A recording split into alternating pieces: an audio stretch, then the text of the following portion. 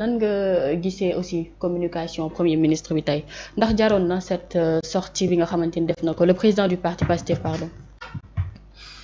bismillahi rahmaani rahim seytaane sore ma ah bon yàlla nga sore seytaane ah bon ah auzu billahi min seytaane seytaane bon teetal ma lii rek allahu akbar allahu akbar kabira walhamdulillahi kasira wa subhanallahi bukratan wa asila seytaane ah bon kay tabaski wala seytaane bon laa hawla wala quwwata illa billah tawakkaltu ala allahi wala hawla wala quwwata illa billah hasbunallahu wa ni'mal wakil wallahu yasimuka minan nas ay fu ñu jëm yàlla na yàlla saxal jàmm ci réew mi amiin ya rabbi. il y a 3 jours ou 4 j'ai fait un post sur Facebook pour dire sans prétention humblement que Occident dafa dérouler contre nous et de façon subtile mais te c'est compliqué te neexut a wax am na sax ku ma ne arrête amuñu benn xam-xam mais on s'est observé Baye Moussa tant que parce que en fait la personne que j'ai regardée on n'est pas des génies mais on observe la personne que j'ai vu parler là Abbas lii waxtaanu biir néeg la waaw yenn yi ci yenn point alors dans le discours bi ma kaa wax sànq Khadim laata noo jeexal moom préciser na ko Ousmane Sonko en disant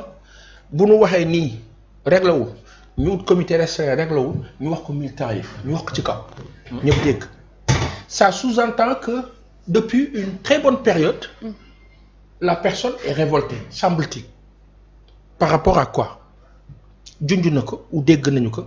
sur des décisions concernant ñu waroon woo te woowuñu leen wala woowaguñ leen dañ leen war a woo contrat yi ñu war a négocier certaines attitudes peut-être dans un sens ou l'autre après à la fin de la journée ce qu'on a compris c'est quoi ça justifie ou explique la sortie bi amoon Chine yàlla xam lu tax defuma président une sortie que man bu doon man la dama naan non PM bu ko def parce que la taxoon mu dem Chine c'était magnanime et génial et le succès qu'il a eu là-bas loolu malheureusement fii presse bi daf ko teg de côté nekk ca détail boobu et ça veut dire quoi lu nëbb lu yàgg lu ne dana fee yàlla nay lu baax ça veut dire juste que quand j'écoute tout ça je dis il y a un malaise nag lu tax début émission ba tey ma naan la yàlla na seytaane sore ma ne seytaane nga pale non ko da leen bëgg ma noppi nga leeral plutôt seytaane nga pale c'est-à-dire rinçage rincer dégarnir quand dans la partie de stratégie ou la partie stratégique où toutes les mesures et décisions préannoncées et annoncées doivent être prises foofu ña bokk état d'esprit ak conjonction bu doon coordination ñu ne mais où est donc ornicar et dugal ko ci dégg nga wax ñoo fay nekk bu amee max bu raxee seytaane ñii rek lay demee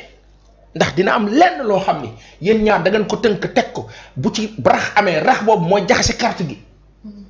dana wax ak kii dana wax ak kii wala dana wax ak kii ne ko waaw li mu la wax loolu la de xulil dala naan sëñ Xaadi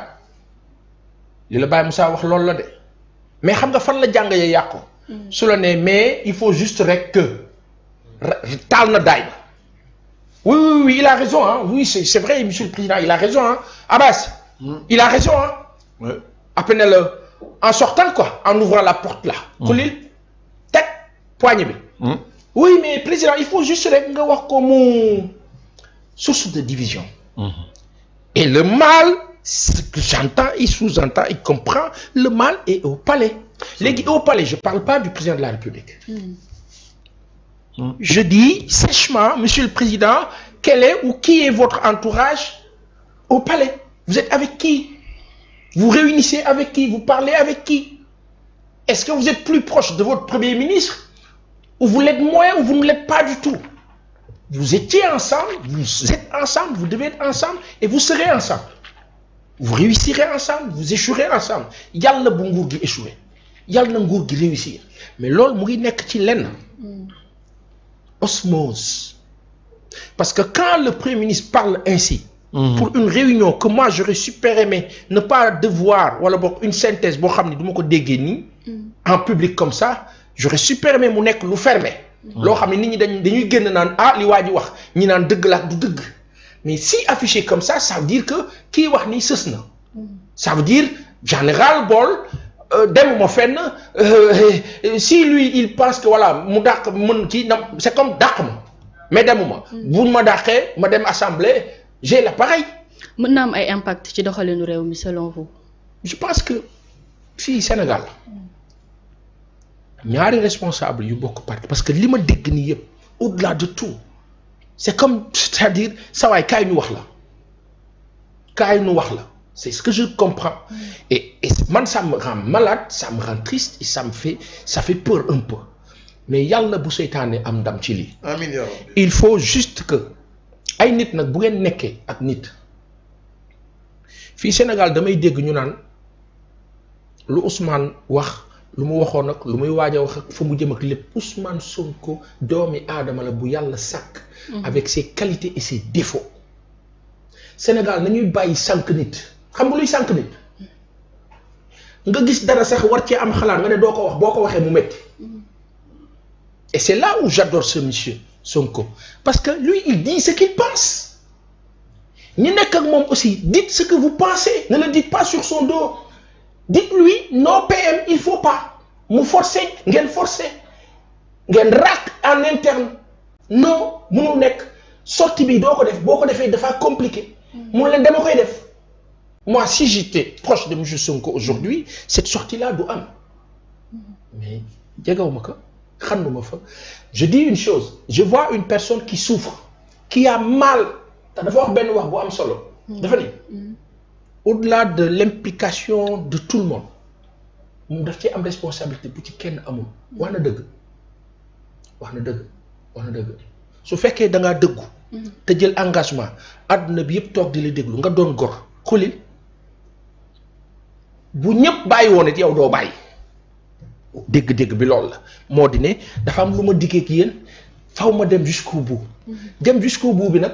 il faut que aussi yéen ñi nekk ak moom ngeen dimbali ko ci dem jusqu'au bout bi et dem jusqu'au bout bi ñi ngeen kaa dimbalee moo di ne ngeen ñàkk d'accord ak moom fenn fi d'accord ak moom fa ca des. Mais am na loo xam ni c'est hyper méga terra interne